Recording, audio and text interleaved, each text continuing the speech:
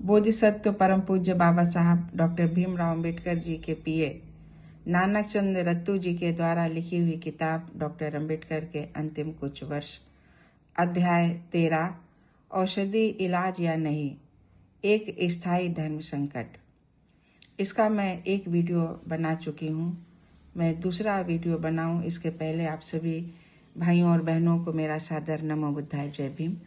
मैं लखनऊ से लक्ष्य कमांडर संघमित्रा गौतम, भारतीय समन्वय संगठन लक्ष्य से। हंगामी रुकावट। मैडम बास्टाइन अभी डॉक्टर अंबेडकर से बातचीत में व्यस्त ही थी कि मेरे भय और आश्चर्य का ठिकाना न रहा जब श्रीमती सविता अंबेडकर बाजार से वापस आ गईं। मैडम बास्टाइन व कृष्णामूर्ति पर नजर पड़ते ही मानो उनकी रगों में झटकेदार लहरें उठने लगीं। उनकी अनुपस्थिति में उस फ्रांसीसी महिला व कृष्णामूर्ति को आने देने की अनुमति देने के कारण उनके सारे गुस्से का मुझे ही शिकार बनना पड़ा। मेरे किसी भी स्पष्टीकरण से उन्हें संतोष नहीं हुआ, वरन अधिक आक्रोश से भर उठी। दरवाजे पर खड़े होकर उन्होंने भीतर झांका और मुझे लक्ष्य कर कहा, उस औरत को देखो, उसकी निगाहों को देखो, आंखें नचा नचा कर बात कर रही है। वह तुम्हारे बाबा साहेब को लुभा लेगी और उनका अपहरण कर लेगी। वह मैडम बास्टाइन पर अप्रत्याशित कटाक्ष करने की हद तक चली गई। श्रीमती सविता के दुर्व्यवहार और अशोभनीय आचरण को भांपकर पर उस पर गौर न करते हुए कृष्णामूर्ति व मैडम बास्टाइन ने डॉक्टर अंबेडकर से जाने की आज्ञा ली। उन्होंने उन लोगों के अगले दिन निश्चित ही आने और इलाज शुरू करने को कहा। 19 मार्च की शाम मैडम बास्टाइन इलाज शुरू करने के लिए कृष्णामूर्ति के साथ आई, किंतु उन्हें हताशा हुई। उन्हें श्रीमती सविता ने डॉक्टर अंबेडकर से मिलने ही नहीं दिया। मुझसे कह दिया कि मैं उन्हें बंगले से बाहर कर दूं। चौकीदार से भी कह दिया कि वे दोबारा आते हैं तो बंगले में घुसने ना दें। मैंने कृष्णामूर्ति से अपनी स्पष्ट रूप से कही गई बात याद दिलाई और पुनः कहा कि वे मैडम बास्टाइन के आने का इलाज करने को बिल्कुल पसंद नहीं करती। ये सुनकर मैडम बास्टाइन को हार्दिक दुख पहुंचा और मेरी व्यवस्था को समझकर लंबा इंतजार करने के बाद वे भारी मन से बंगले से बाहर चले गए। 20 मार्च को कृष्णामूर्ति ने फिर प्रयास किया। इस बार वे शाम को उजागर राम के साथ आए ताकि डॉक्टर अंबेडकर को श्रीमती सविता अंबेडकर का फ्रांसीसी महिला के साथ दुर्व्यवहार व अशोभनीय आचरण तथा अपनी हताशा के बारे में अवगत करा सकें, पर इस बार भी उन्हें परिसर में प्रवेश की अनुमति नहीं मिली, क्योंकि उनके बार बार आने से श्रीमती सविता अंबेडकर झुंझला गई थी। हालांकि कृष्णामूर्ति ने उनके पिता से, जो उस समय लॉन में बैठे थे और उनकी नजरों में नहीं थे, जल्दी जल्दी बात की। वह मैडम बास्टाइन के आगमन से परिचित थे और जब उन्हें अवगत कराया गया वह इलाज के असर के कायल भी हो गए, पर उन्हें अपनी लड़की के ही समक्ष इस विषय को पुनः खोलते हुए डर लग रहा था।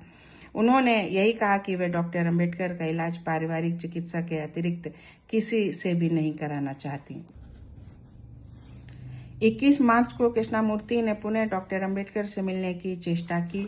वह प्रार्थना करना चाहते थे कि डॉक्टर अंबेडकर इलाज शुरू करें, उसे निष्पक्ष रूप से आजमाएं, कम से कम कुछ दिनों के लिए।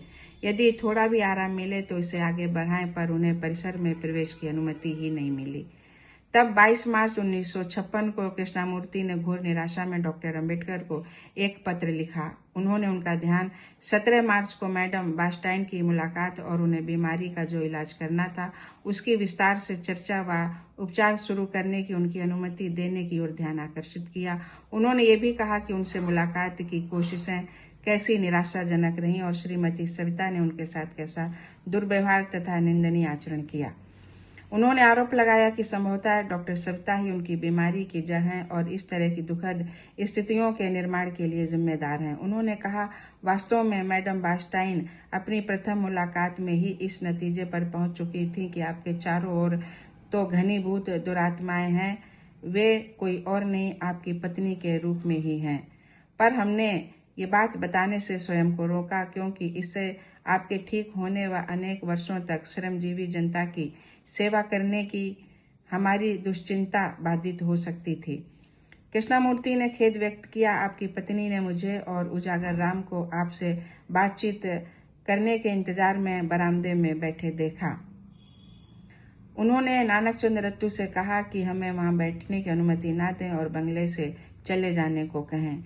उन्होंने धृष्टता से ये भी जोड़ दिया कि मैं फ्रांसीसी महिला के एजेंट के रूप में आया हूं जो उनके पति को पथभ्रष्ट कर उनकी संपत्ति लूट लेना चाहती है। कृष्णमूर्ति को ऐसे अनापेक्षित शब्दों से हार्दिक पीड़ा पहुंची।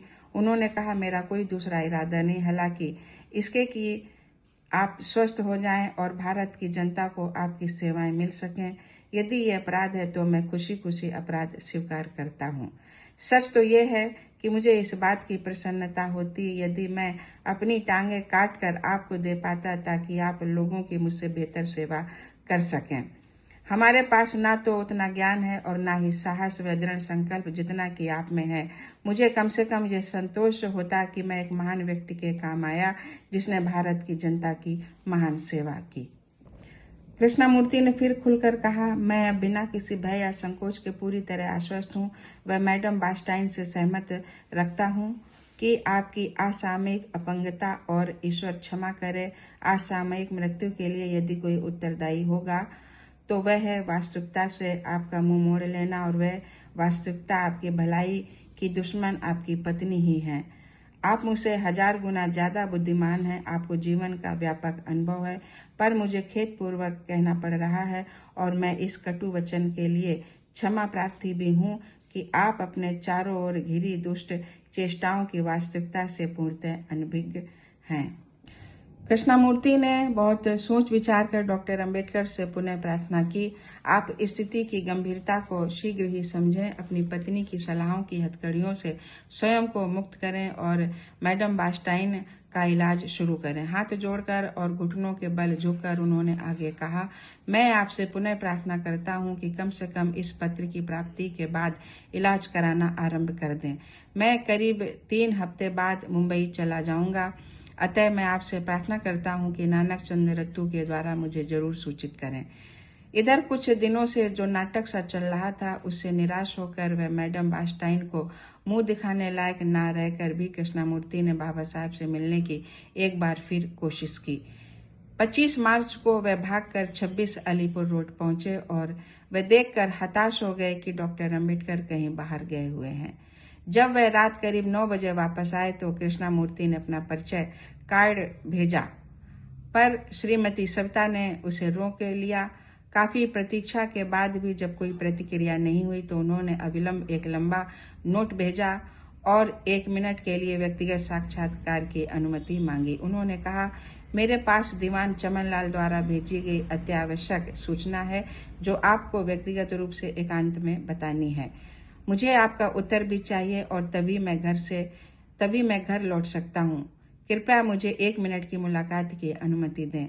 मैं आपका 1 घंटे से अधिक इंतजार कर रहा हूँ। ये नोट भी श्रीमती सविता ने रोक लिया और बाबा साहब को नहीं दिखाया। 25 मार्च को कृष्णमूर्ति ने 3 अवसरों पर उन्हें दिए गए विभिन्न इलाज और मैडम बास्टाइन के इलाज के संबंध में हुई उनकी भेंट की ओर संकेत करते हुए डॉक्टर अंबेडकर को पुनः पत्र लिखा। उन्होंने कहा, आपको पैरों पर लड़खड़ाते देख मेरा कलेजा फट जाता है। मन करता है कि मैं अपना पैर काटकर आपको दे दूं। आपने अन्य तरीके एलोपैथिक, होम्योपैथिक व आयुर्वेदिक आदि आजमा लिए हैं। डॉक्टर 9 वर्षों से आपका इलाज कर रहे हैं पर बीमारी में जरा सा भी सुधार नहीं है। दुर्भाग्य से मेरी अंतर्दृष्टि कहती है कि आपके अपने लोग, विशेषकर आपकी पत्नी ही इन सारी दुखद परिस्थितियों की मूल कारण है। यदि ये चीजें यूं ही अनियंत्रित चलती रहीं तो मुझे डर है कि आपकी आयु जितनी कि हम चाहते हैं उससे कम हो जाएगी। ये आपको विचारना है कि लाखों अनुसूचित जातियों के लोगों का उत्थान आपको प्रिय है या पारिवारिक जीवन का आनंद।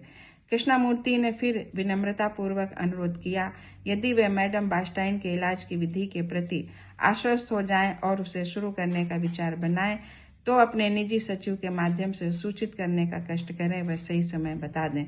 मैं आकर आपके समक्ष उपस्थित हो सकता हूं पर आपकी पत्नी की ओर से कोई बाधा नहीं पड़नी चाहिए। अपने पत्रों, कई फोन और बार बार निराशाजनक आगमन की कोई प्रतिक्रिया न पाकर कृष्णमूर्ति निराश हो गए। मैडम बास्टाइन भी इस तरह के नाटक के पीछे कोई तर्क न पाकर पूरी तरह आहत हुई।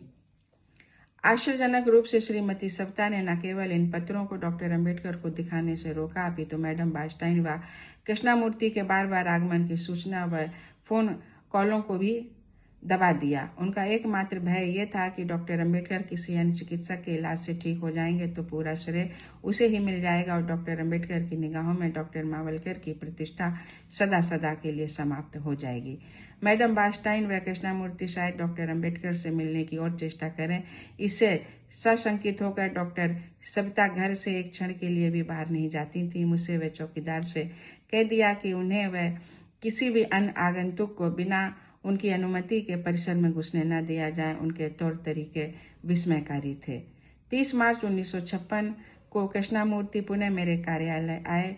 उनमें इलाज शुरू करने की क्षीण आशा अभी भी थी।